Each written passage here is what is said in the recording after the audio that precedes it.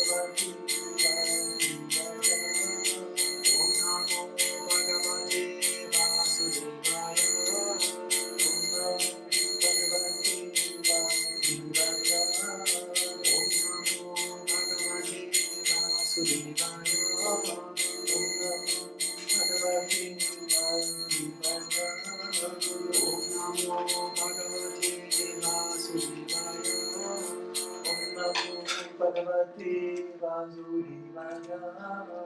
Om Namo Bhagavate Vasudevaya. Om Namo Bhagavate Vasudevaya. Om Namo Bhagavate Vasudevaya. Om Namo Bhagavate Vasudevaya. Om Namo Bhagavate Vasudevaya. Om Namo Bhagavate Vasudevaya. Om Namo Bhagavate Vasudevaya. Om Namo Bhagavate Vasudevaya. Om Namo Bhagavate Vasudevaya. Om Namo Bhagavate Vasudevaya.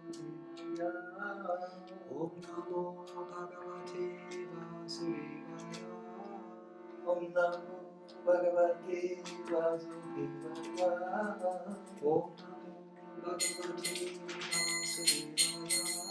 Hari Bol, Hari Bol, Hari Bol, Nitya Gaura Hari Bol, Nitya Gaura Hari Bol, Hari Bol, Hari Bol, Hari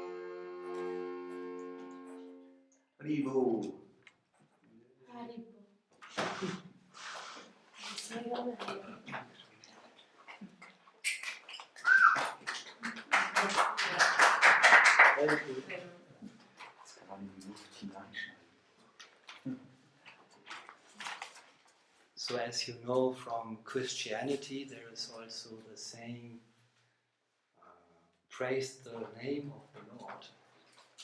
And this is also in Hinduism. In a certain area of Hinduism, I also want to speak about today. So first, we would like to know from you, what is your first thought hearing the word Hinduism? We start. You are part of the group? I'm sorry. You are the regular member of the group, or you're from exclusive BBC journalism? Well, I'm here just to make a video. So what is your first thought? first thought about when I heard this song? When someone says Hinduism, what is your first thought?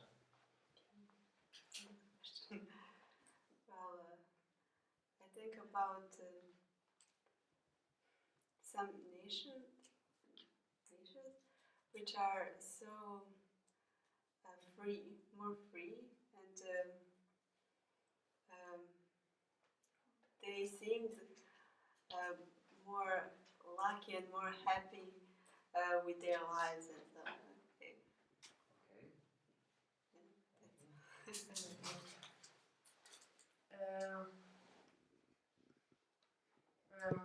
It can be positive, it can also be negative.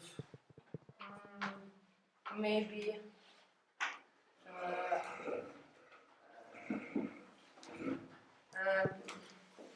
when my father lived in India. Okay. He lived in India. Yeah, because when he was little, because their parents were diplomatic, and so he used to live in Calcutta and I don't remember the other city. New Delhi. I think about India. You think about India? Yeah. Very good. Do I have to? So the first part is the word India, of course, and the second one, a group of people are unusually dressed, or going around and singing songs. Okay. Nothing more? Sounds interesting. First I think of India and then I think of something a lot more different than I'm used to see or hear or hear. Okay. I think if you have a free mind when you make some mediation also. Pardon? When you have a free mind because of mediation. I don't know much about Hinduism, so I see the view of Indian city with a special atmosphere, freedom. Free. I thought about a group of monks who always are like a peaceful and harmonic inside and outside too. And no matter where are they can be in the middle of tornado and they still will be harmonical and peaceful. Something like that. Wow. In the middle of a tornado. Yeah. Okay. It reminds me just one word, religion. Religion. Yeah, nothing more. Okay. I just think about Hinduism and Sikh. Wasn't there some conflicts in India? That's the thing. Sikh and Hindus, conflicts. What was there? Yeah. Was there something? Wasn't there something? Yes, I think of India too, and not eating beef meat and having different gods and goddesses. Okay, interesting. Another aspect? Well, a lot of shantras and long mediations. Long what? Mediations. Mediations. Meditations. Yeah. Sorry, mediation is yeah. Okay. Well, sometimes we also need mediation. Yeah. Very mean. Good. I thought about Buddha and Dalai Lama. You are sure you're in the right room? That is Buddhism. But why not? Because Buddha, he appeared in India. Actually, there is some connection. Matteo. Yes. I think about India and Hinduism, like also peaceful and very silence, like and all this thing.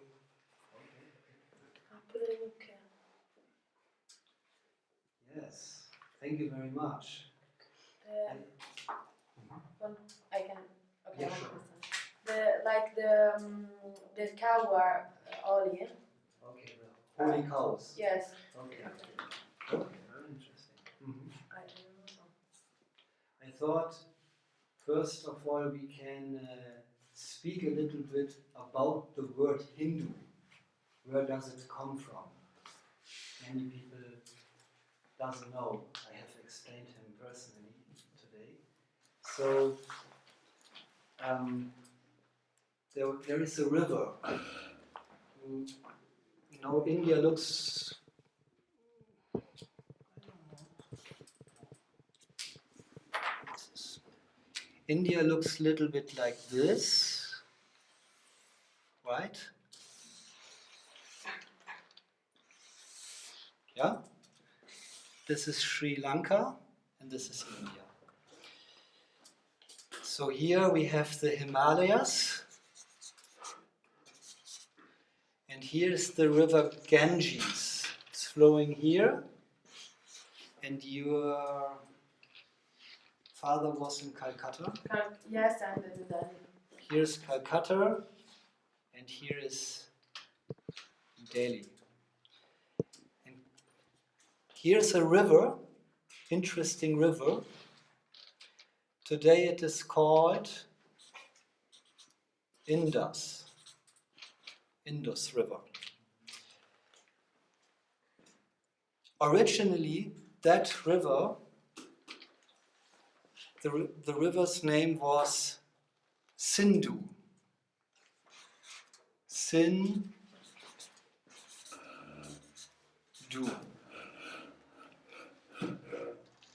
Maybe you should go with the camera there.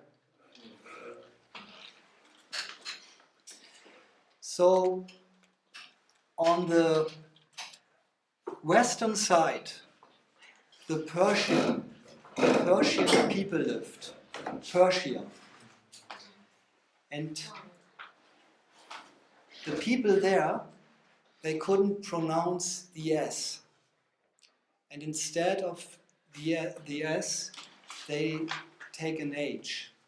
So it became Hindu.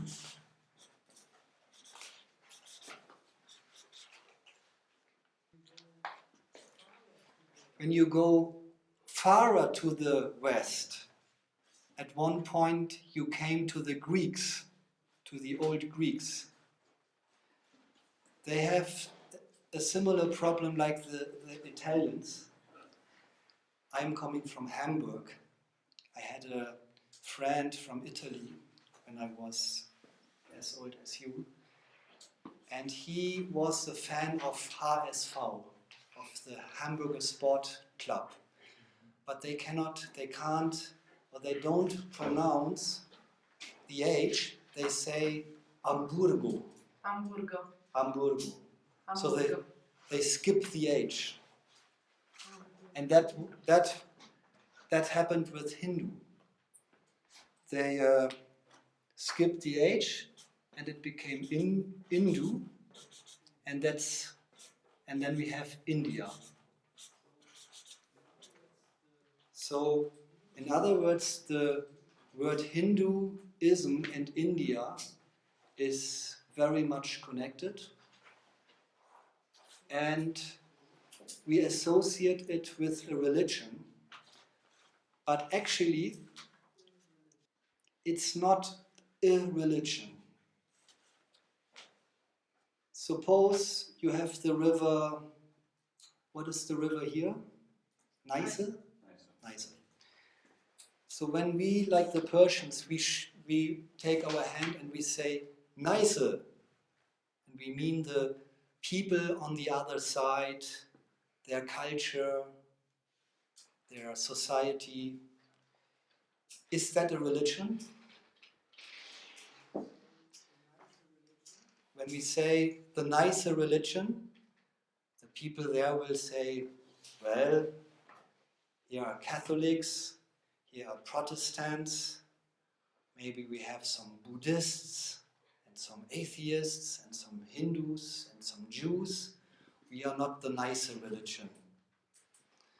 But more or less that happened in this example. The people from here, they called everything what happened here in India as Hinduism and thought it's something like a religion. But the Hindus themselves, they say, no, actually here's a lot of variety. There is a lot going on in that geographical area. So the basis of what is going on here in India for thousands of times is based on what is called the Vedic scriptures or Veda.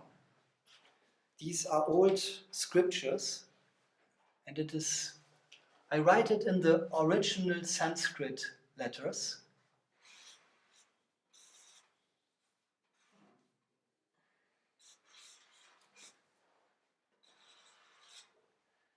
This is a V. Normally it is pronounced Va, but when there is this, wie sagt man, Strich, this line here, then the A becomes an E.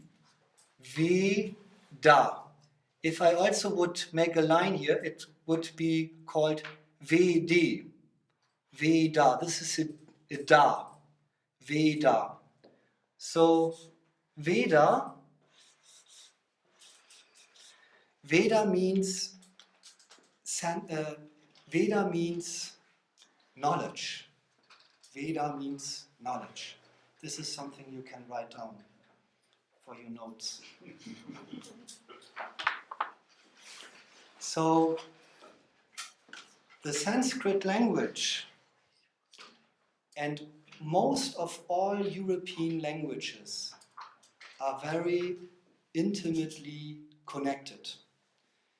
The linguistic scientists, the scientists of languages, linguists, they call it the Indo-European language family.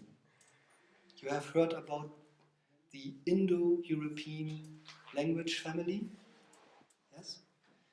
So the Slavic languages, the Germanic languages, also Greek and Latin, they are all very tightly connected with the old Sanskrit language. And all of these scientists, linguists, they call Sanskrit the mother of all languages. So you have many words in the Slavic languages, in the Germanic languages, in the Greek and Latin languages that are somehow derived from Sanskrit. I give you a few examples. Our numbers. In Sanskrit, 1 is eka, 2 is dva. I write it down and then you will see the connection. Dva, eka, tri. Russian. English. What is in English? 1, 2, 3. In Danish it is tre. Then we have chatur, that's not so obvious. Then we have panch, pancha, sat,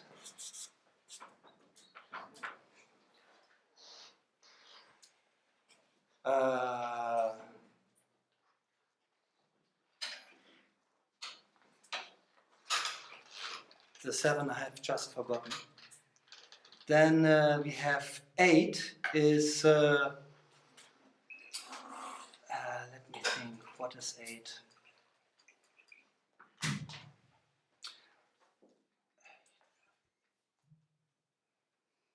Okay, maybe it's coming later. So, but you can see, dva, tri, and the 10 is, you know, all the numbers from 1 to 10 and the 0, it is all coming from India. Our system of counting is coming from India. It came from Arabia to Europe. Originally it is from India. Okay, so other examples. Fire. Fire is interesting. In Sanskrit it is Agni. Agni. Who of you speaks Russian? Agoni. And when you say in English, I want to ignite, you see, ignite the fire. And so it is Agni, Agni, and in Russian, something like Ogoni, okay? And In Latvian, uguns.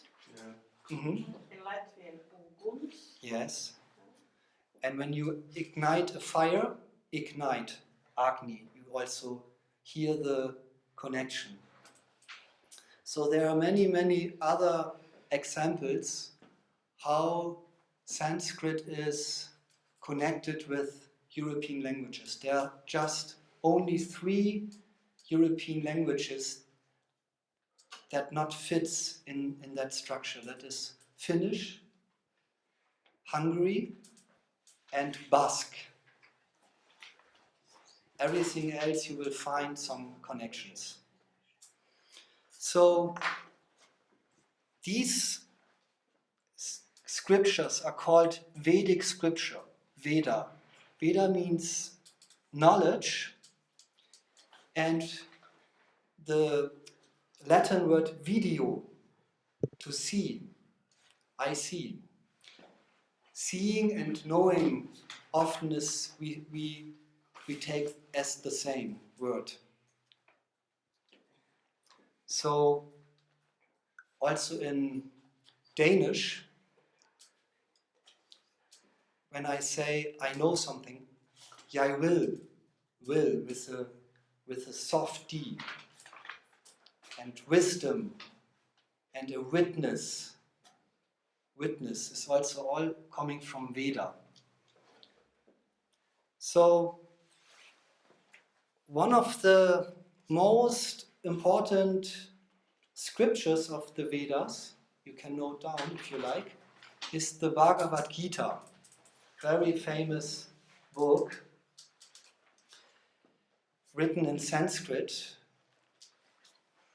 They say 5,000 years ago that book was written on a battlefield of Kurukshetra. So the Bhagavad Gita is a very famous book from Hinduism.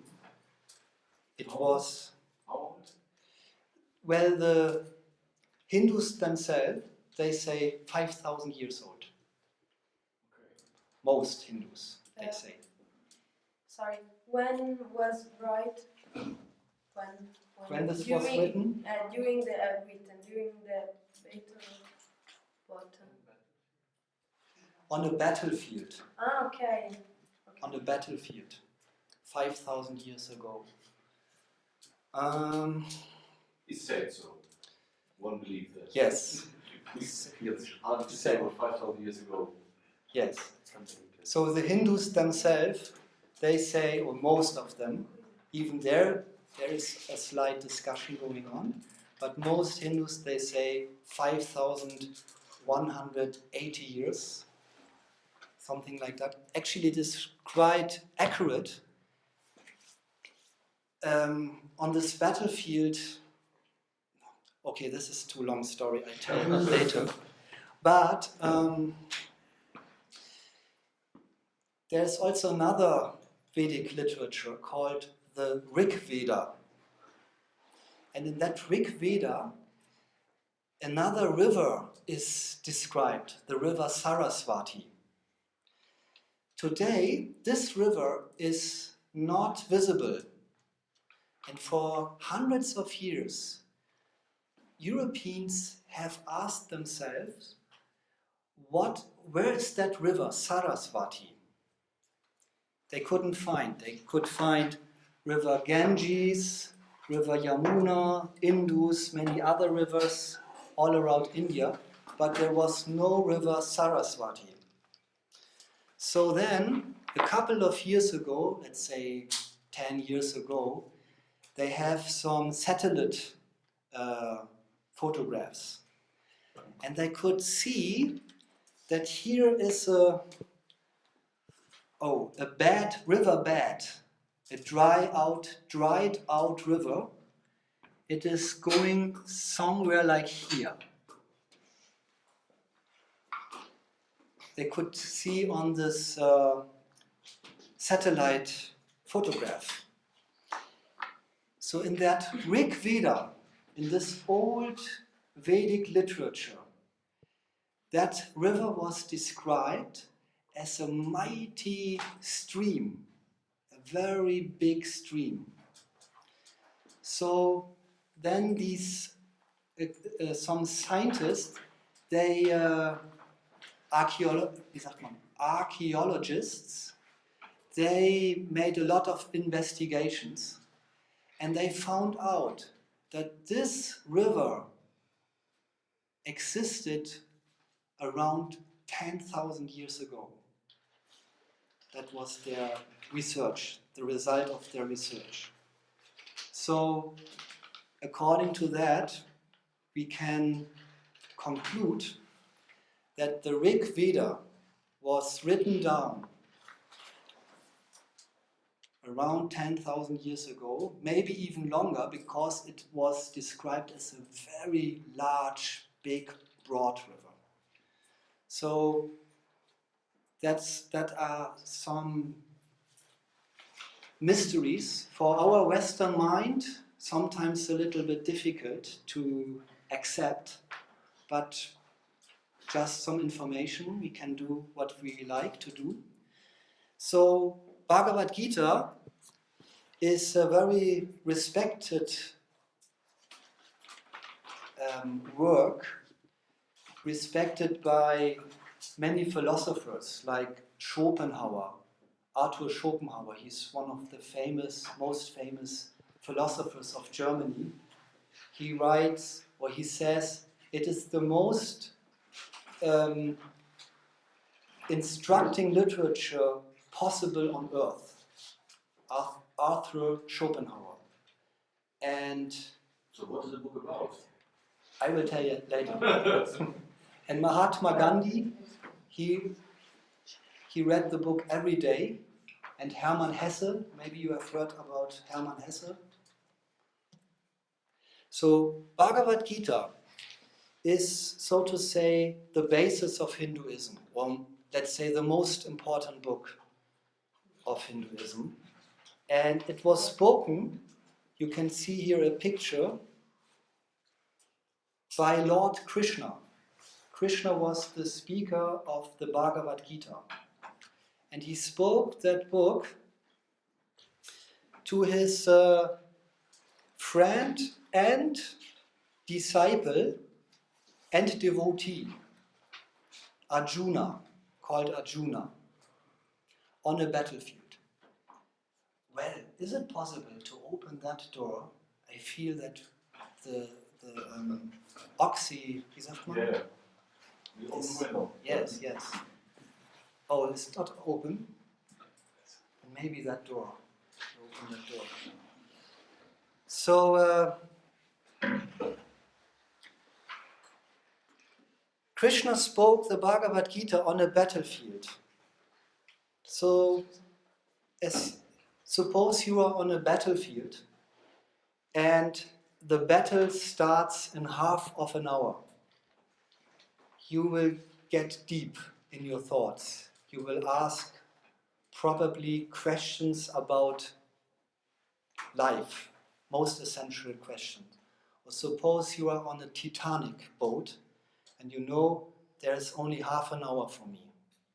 You will ask what are the most important questions to ask. If there is someone to ask, some capable person, you will ask him not about who has won the championships or what is the weather, but you will ask about very essential topics in life. So Arjuna, he knew that he only had half an hour time. So he asked Krishna, who was known as a very wise person, many important questions, and Krishna answered in the Bhagavad Gita all these questions. In half an hour. Well, you see, actually that book has 700 verses, and what you see here, this is the verse, this is the verse. And everything else is a commentary. Okay. Therefore, the book became a little thicker. So, one of the topics of Bhagavad Gita is karma. You have heard about karma? Yes. Who has not heard about karma? Karma. This is something you can write down.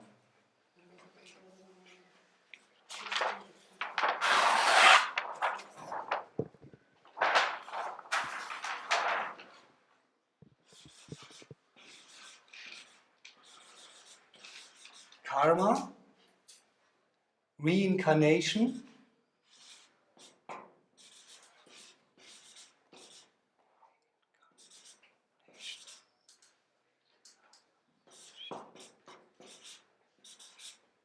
and God, the soul, time, what is time, and spiritual and material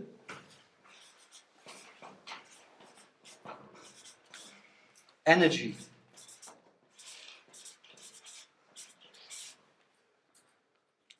These are topics you will find in Bhagavad Gita. So,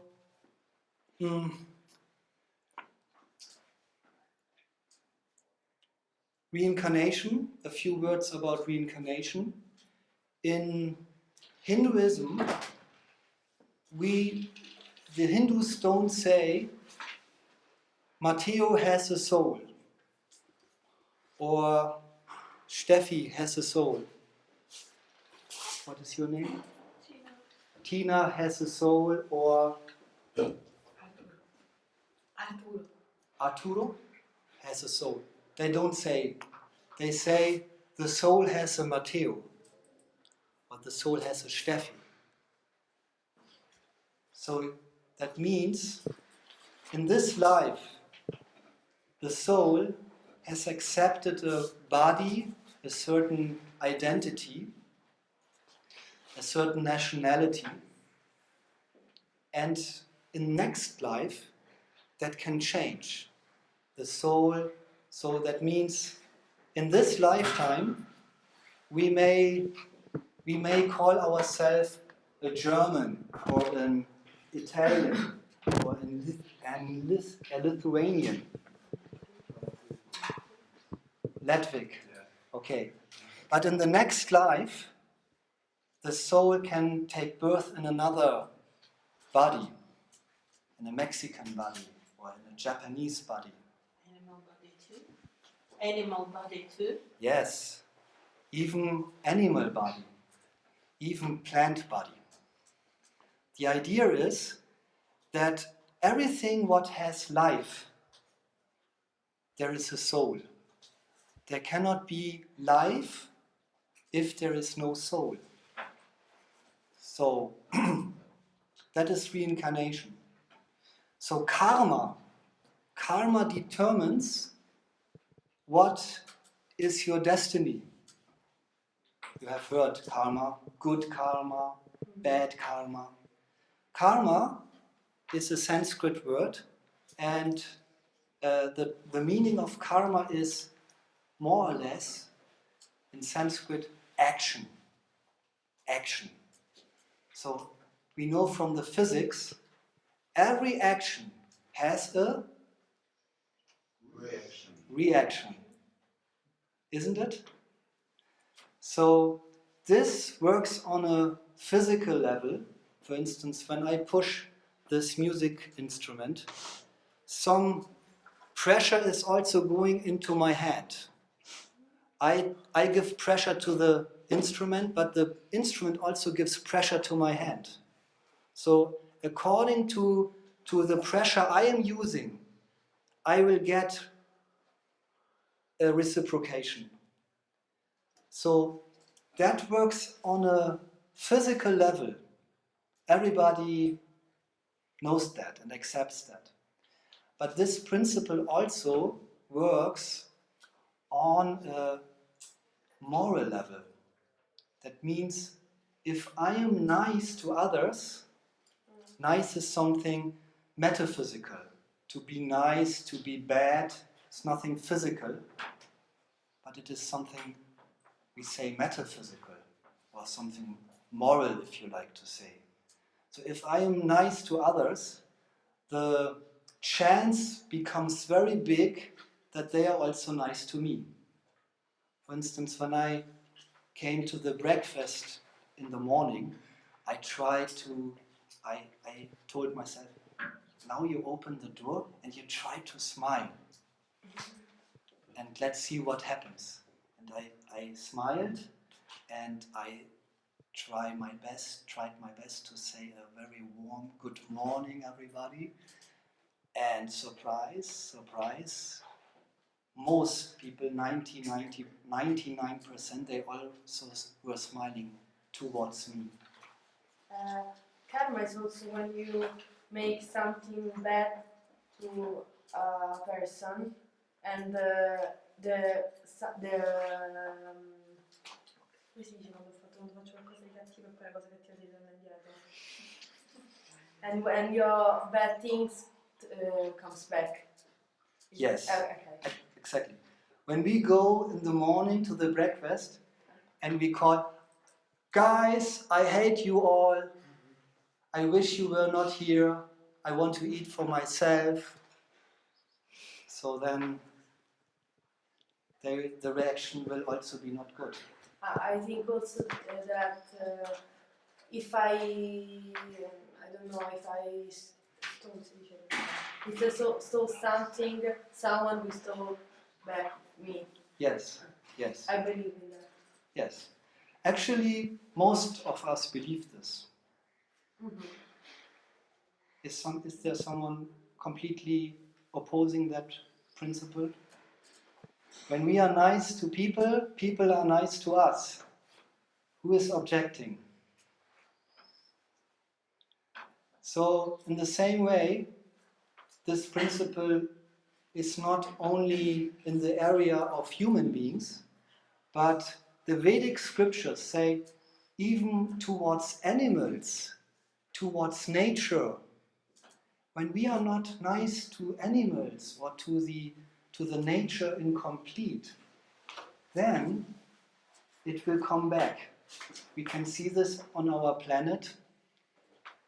Someone had told me today that this area of Germany, 30 years ago, it was called the Black Triangle, because there was so much smoke from factories, and it was the Black Triangle of Germany.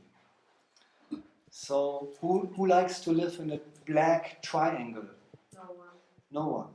So if we treat nature badly, then reactions will come. We will swim in water, removing plastic bottles every second.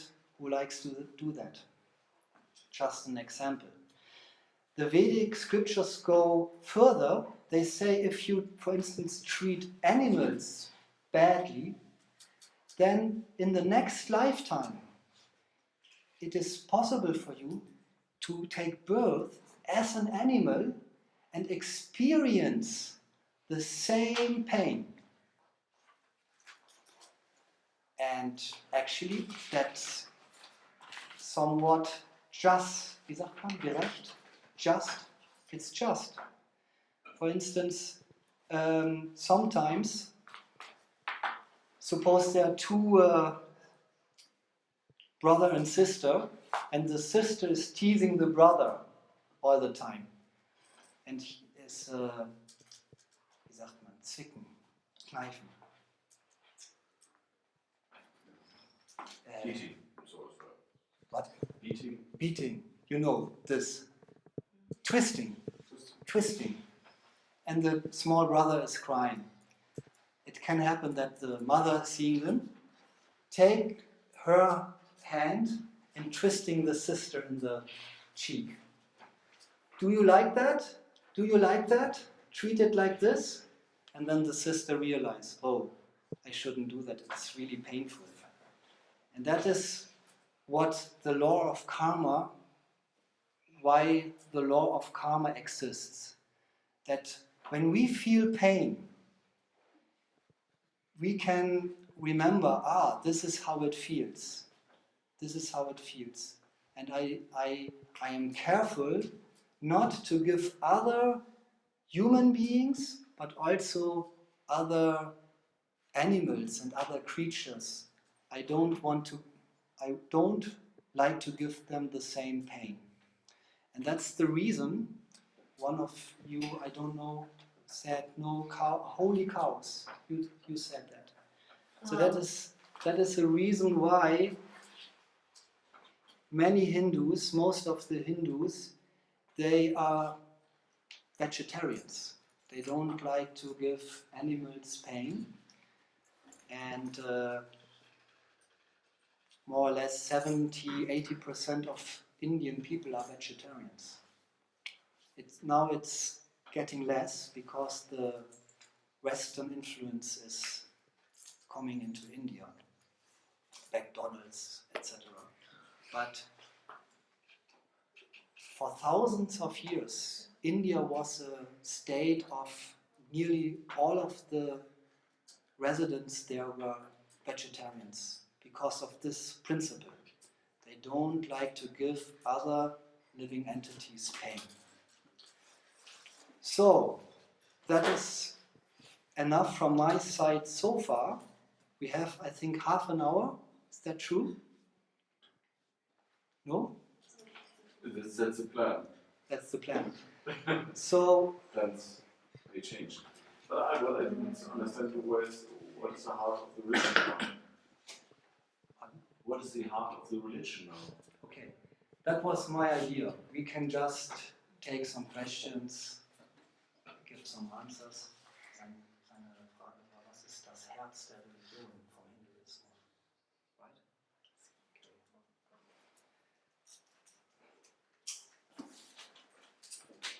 So the heart of Hinduism, or the religion, is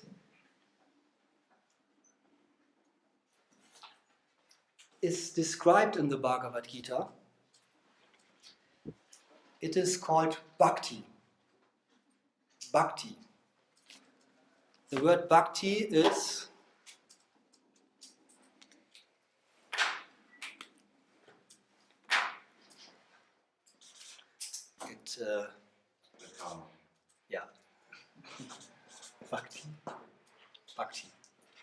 Bhakti. It comes from Bhagavan. Bhagavan is also a name of God. You remember our mantra? Om Namo Bhagavate Vasudevaya. Namaha means praise to Bhagavate, to the Lord, called Vasudeva. So Bhagavan is so to say the synonym for the English word God, very much used in India. And to give God, service and love. That is bhakti. And one who does that, he is called a bhakta. A bhakta. So that is described as the heart of religion. And you will find this, Bhagavad Gita is not a sectarian book. It is not saying we have the truth, we are the only one true religion, and everything else is some concoction or some misdirection. This Bhagavad Gita doesn't say. The Bhagavad Gita has a very universal approach and is more teaching in principles, taking more value in principles that you find more or less in every religion. For instance, this principle of bhakti you also find in Christianity. When you ask a nun here in this monastery, what is the essence of your religion? I guess very much that this lady will say to develop love for Jesus, develop love for God. And if you ask a Muslim, I have heard quite a good amount of Muslims, they were telling me the same thing, more or less, that it is about love for Allah. And also in Judaism, these principles are there. So Bhagavad Gita doesn't say to the reader, you have to become a Hindu. Then you go into heaven. No, Bhagavad Gita says you can stay in your religion.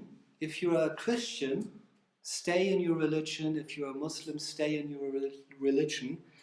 But within your religion, try to develop love for the Supreme Lord. Any other question? How did you decide to become a Hinduist? Because Hinduism is really popular in Europe, and so why did you become Hinduist? Maybe I want to give that question to die Frage ist, warum sind wir sogenannte Hindus geworden? Das hat so schön erklärt. Mit dem Beispiel, mit diesem grafischen Beispiel, wie der Name Hindu entstanden ist. Und wir identifizieren uns nicht mit Namen.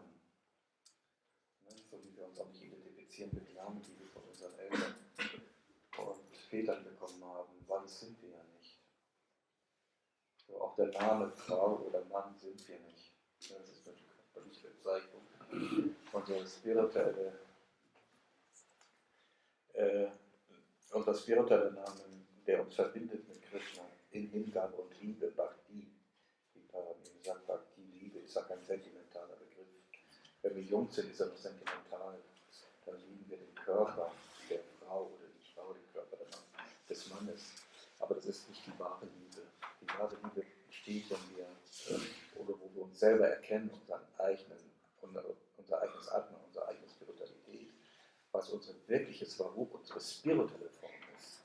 Wenn wir das sehen und erfahren können, durch Yoga, durch Meditation, was wir heute schon gemacht haben, oder durch Jnana, durch Wissen, Srimad Bhagavad Gita, das wird sehr schön beschrieben und es dann auch noch anwenden, dann können wir in uns selbst erfahren, was wirkliche transzendentale spirituelle Liebe bedeutet. Ich übersetze das. Ja, ach so. Ja, ich verstehe das nicht. Okay, he's saying that we don't really identify ourselves as being a Hindu. We don't do that. For others, we can say it because we try to live after this book. But we don't think that we are Hindus and others are Christians and Muslims. but we say we are all spiritual souls, eternal spiritual souls, and the different types of religion is just a way to, for instance, develop that attitude or that feeling for God. So if for someone the Christian religion is a better, he feels more comfortable to reach that goal, a real Hindu, he will not object. You see sometimes when you go to India, Indians are not, they have not big problems. They have an altar, a shrine, altar, and suddenly you see a Jesus cross on the altar beside Krishna. Shiva. So you ask that person, you know that Jesus Christ is from another religion. You have heard about it. And they say, well, he's teaching more or less the same what is taught in the Bhagavad Gita, so why shouldn't I give him some respect? This can happen in India. Indians are sometimes very liberal. So therefore, in our lives, we just figured out for ourselves that this makes most sense for us, but that doesn't mean simultaneously that we develop a kind of separatistic attitude, that we separate ourselves from other religions. Who asked that question? Was that the last one? You. Okay. Okay. May I ask what do you have on your nose and on your face? Yes. Yesterday, two ladies asked us, you have not your traditional robes and your garments, your monk robes. And we said, well, that's not so essential of our religion. We can wear it, it's not necessary. And we do not like to separate ourselves unnecessarily from all of you. So we just have normal clothes. But this mark we have here on our forehead, we thought to give you an idea, some real religious Hinduistic practice. This mark is called tilaka, and it's coming from wie sagt man, Ufer, from the shore of the Ganges River, the clay. You know what clay is? Sand. Sand. Yeah. And when you make it with a little bit water, you can put it on your forehead. And we chant mantras. We chant a mantra when we are doing that. We say, Om. Was sagen wir, wenn wir das chanten?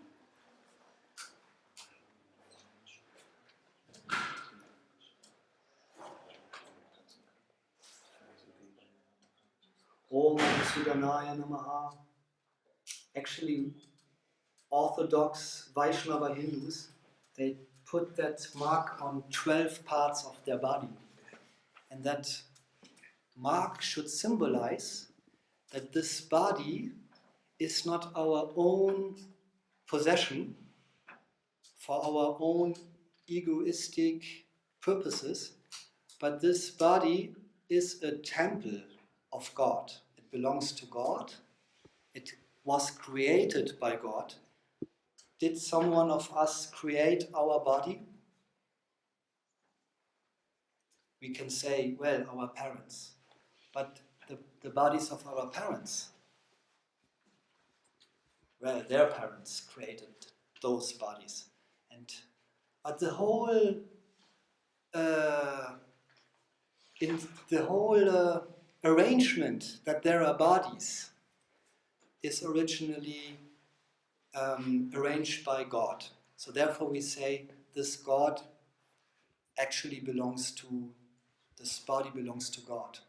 So when we put this mantra on our forehead, we say Om Namo Vasudevaya Namaha, and then Om Trivikramaya Namaha, Om Vamanaya Namaha, Om Sridharaya Namaha, Om Rishikeshaya Namaha, Om Padmanabhaya Namaha, Om Damodaraya Namaha. And we have 12 bodies, 12 spots. Here, here, here, here, here, here, here, here, here, here, and the 13th is here. Is this a chakra points? Also, yes. Yes, this is the chakra, not all of them, but it gives protection. And so that is the idea. And so does it answer your question?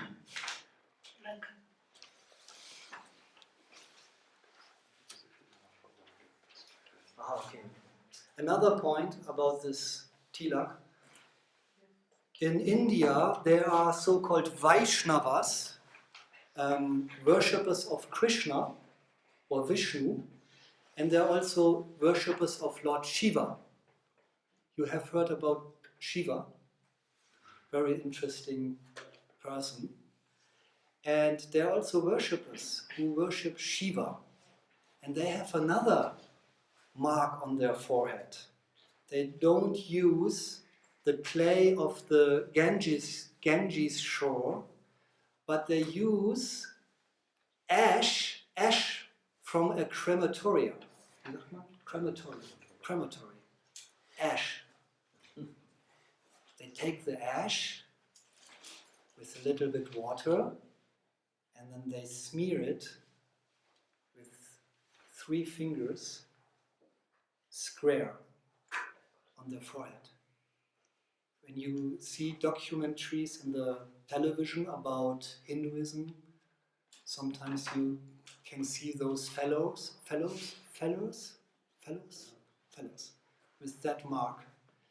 So you can see from 10 meters, this is a Shiva worshipper, and this is a Vishnu worshipper.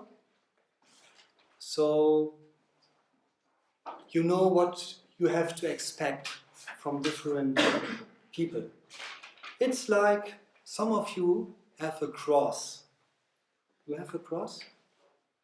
Let me see your cross. Thank you. So when I see her with that cross, I assume she has something to do with Christianity, and she can tell me something about Jesus. So that can help in India. It's the Visitenkarte. We say what is the Visitenkarte? Business card. The business card on the forehead. Any other question? I suppose that these names Param and Shiva weren't given you by your parents. Are they from the Sanskrit? Yes. What do they mean? So my full name is Param Shreya Dasa. His full name is Shivatma Dasa. I will write it down because it's actually interesting. Param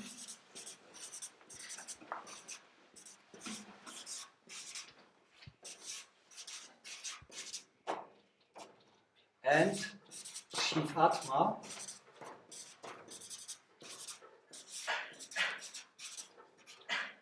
So these names are from the Sanskrit, and Param Shreya Dasa means something like the higher benediction, and Dasa means servant. Shiva Atma, Shiva is the auspicious one. That's the translation of the word Shiva, the auspicious one. Atma is the soul, the auspicious soul, and dasa means servant. So these names are names of God. Shivatma, Paramshreya, you will also find people in India, Haridasa, Krishnadasa, Vishnudasa. Mahatma Gandhi, his actual name was Mohandasa Gandhi. Mohandasa Gandhi. Mohan is also a name of God. So that means when we become initiated in one of these traditions, or let me explain like this. You have the Catholic Church. It's a tradition. And, you know, Pope Benedict, before he became Pope Benedict, his name was?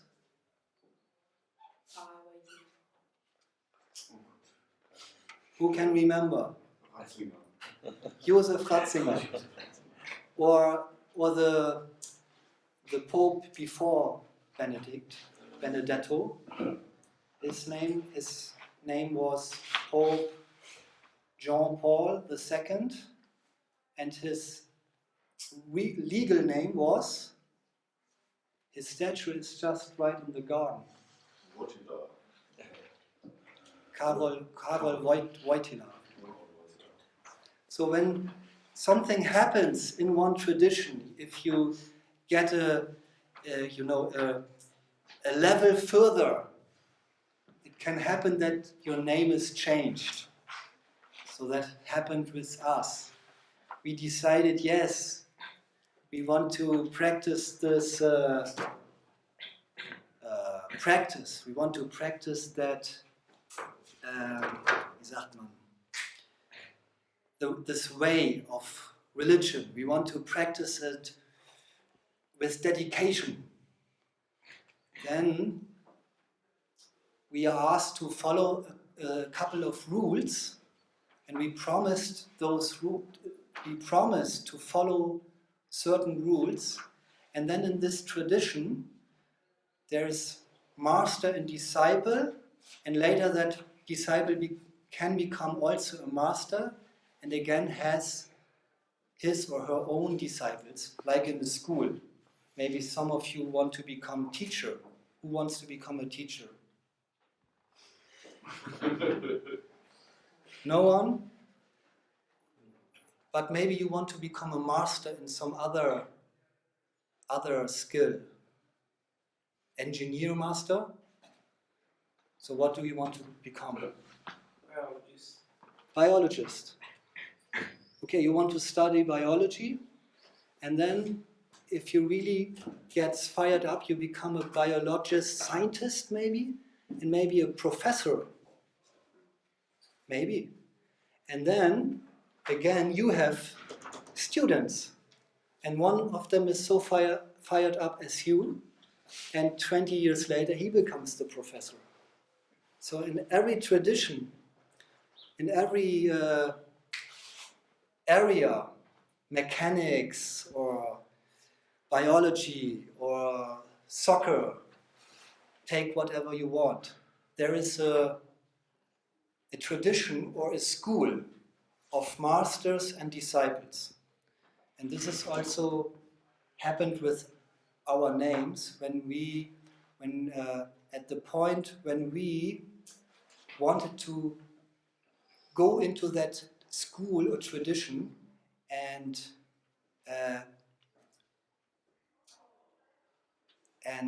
wie sagt man, promised to fulfill certain requirements, the name were changed by the master.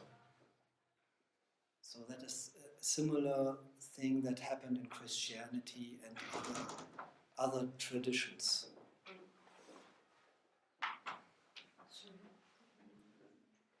Can you come after this? Can you come there in dining room?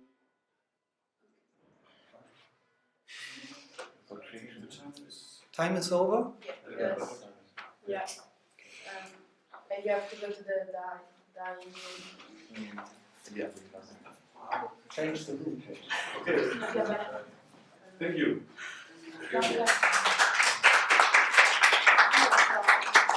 What was the